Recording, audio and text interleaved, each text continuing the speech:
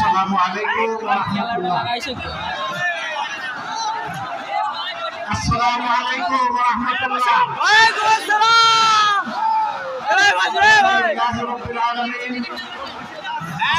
আসসালামু আলা রাসূলিল কারীম ওয়া আলা আলিহি ওয়া সাহবিহি ওয়া আহলি বাইতি আজমাইন।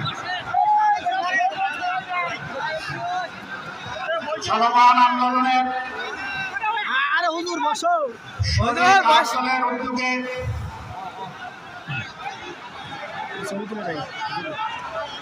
খুলনার মধ্যস্থলে আজকের এই বিভাগীয় সমাবেশের সম্মানিত সভাপতি, ইসলামী আন্দোলন বাংলাদেশের সম্মানিত আমির, বিশিষ্ট আলেম দ্বীন, চরমনার সম্মানিত পীর হযরত মাওলানা সৈয়দ রেজাউল করিম, মঞ্চে বসা আর দলের শীর্ষ নেতৃবৃন্দ, বিশেষ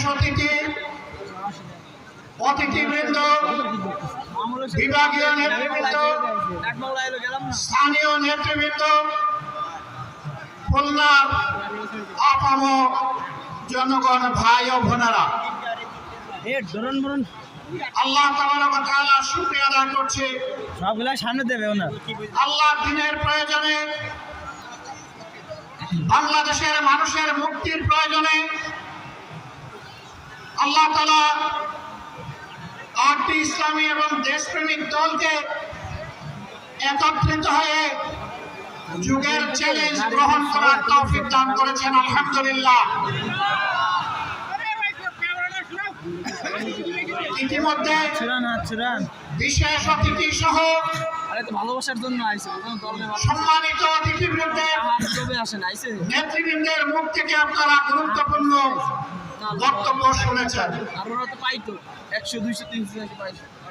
এক এক করে স্বাধীনতার 54 বছর অতিবাহিত হয়েছে। এই 54 বছরে স্বাধীন বাংলাদেশের জনগণের লালিত স্বপ্ন অনেকটাই বাস্তবায়িত হয়নি।